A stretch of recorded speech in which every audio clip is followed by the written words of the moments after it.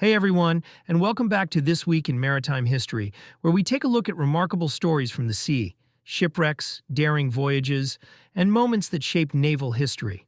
This week we're covering everything from submarine disasters to solo circumnavigations.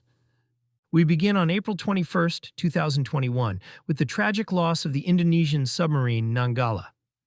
The diesel-electric sub was conducting exercise in the Bali Sea when it went missing. It's believed that a power failure disabled the vessel, and the crew was unable to recover control.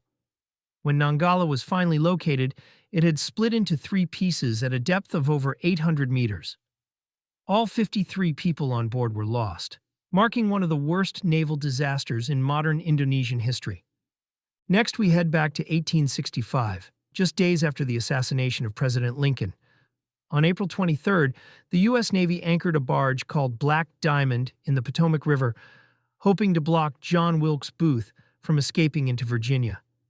But in the dark of night, a sidewheel steamer called the Massachusetts, acting as a troop transport, collided with the barge. The result was devastating. At least 87 lives were lost in the wreck.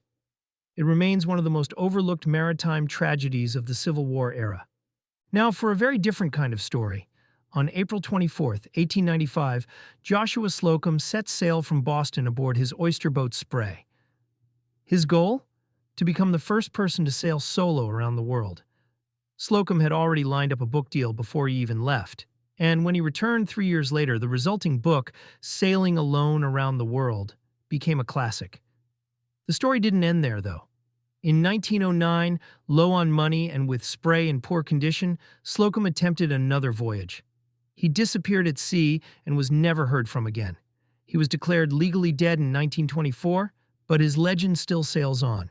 And finally, on April 26, 1952, one of the worst U.S. Navy accidents since World War II occurred.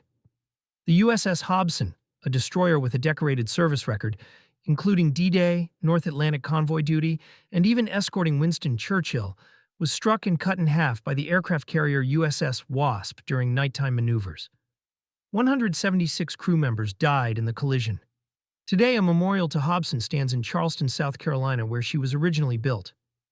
That's it for this week. From exploration to tragedy, these stories remind us just how much human history has been shaped by the sea. If you enjoyed this episode, be sure to like, subscribe, and let us know in the comments what story stood out to you. For more details on these and other ships, head to ShipIndex.org. Until next time, happy sailing!